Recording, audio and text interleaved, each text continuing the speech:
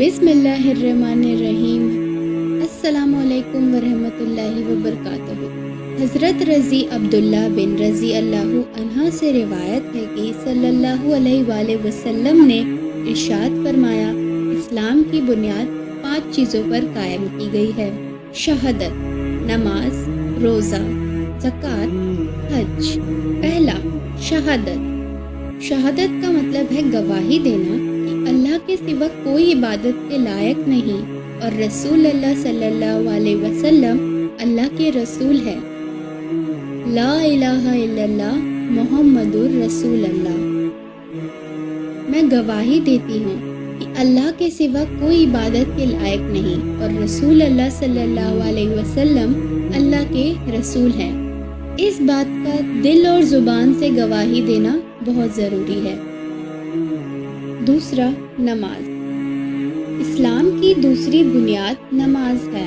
ये इस्लाम की सबसे ज़रूरी बुनियाद है। अल्लाह सुब्हान व तआला ने 5 वक्त नमाज की हिदायत हर मुसलमान को दी है। फजर, ज़ोहर, असर, मगरिब, इशा।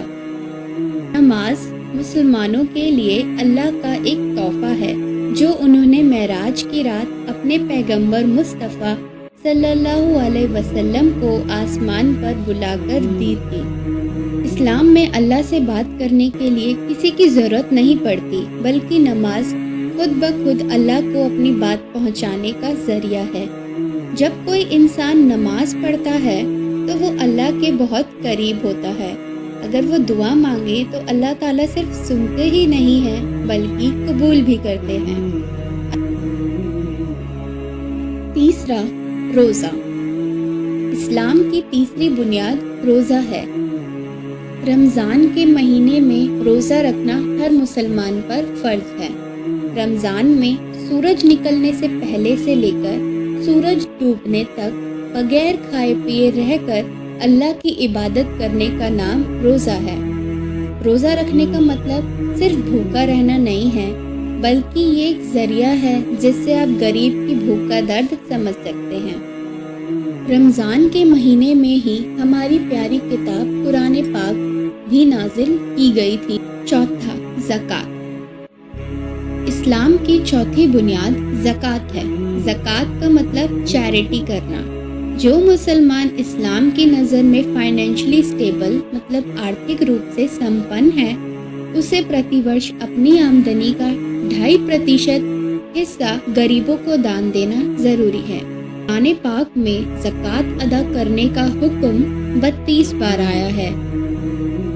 हज। इस्लाम की 5वीं बुनियाद हज है।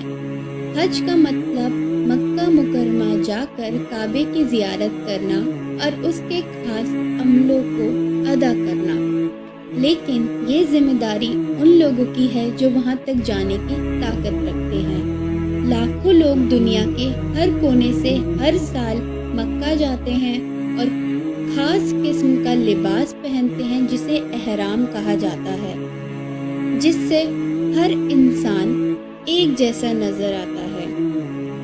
एहराम बांधना सिर्फ लड़कों के लिए ज़रूरी है। हज इस्लामिक कैलेंडर के हिसाब से 12वें महीने में करते हैं।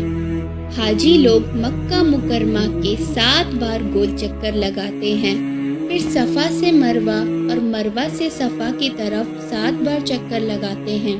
फिर सारे हाजी अरफा की चोटी पर जाकर अल्लाह सुब्हान व तआला से दुआ करते हैं और अपनी गुनाहों की माफ़ी मांगते हैं।